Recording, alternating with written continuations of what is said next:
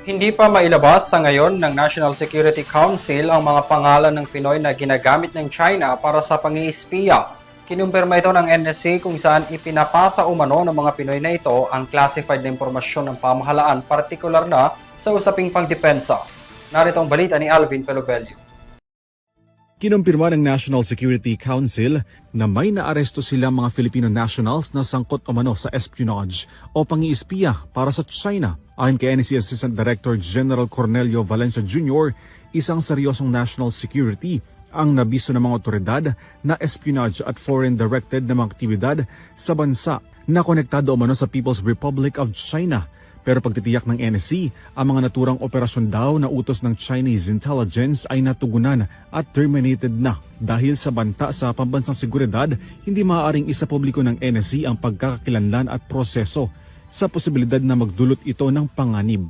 Ayon pa sa NSC, ginawa na raw ng mga otoridad ang nararapat na hakbang laban sa mga individual na naaresto, kung saan kanilang ikinonfess ang pakikipagsabwatan sa espionage.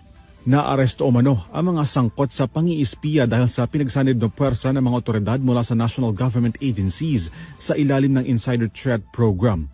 Umapila na rin ang NSC sa Kongreso upang gawing prioridad ang pagpasa sa dalawang panukala na magpapalakas sa abilidad ng Pilipinas na protektahan ang soberanya, democratic institutions at seguridad mula sa mga mapanlinlang na foreign state activities.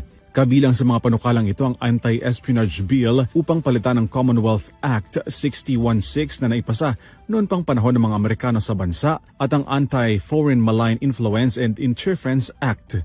Sa pamamagitan daw nito mapapalakas o mapapalawak pa ang investigative power ng pamahalaan, mapigilan ang panggagambala ng mga hostile operation at networks. Ayon naman sa Armed Forces of the Philippines, suportado raw nila ang mga hakbang upang mapalakas ang pagprotekta sa pambansang seguridad, kabilang na ang patuloy na pagpapaunlad sa mga legal at institutional na pamantayan upang matugunan ang mga banta.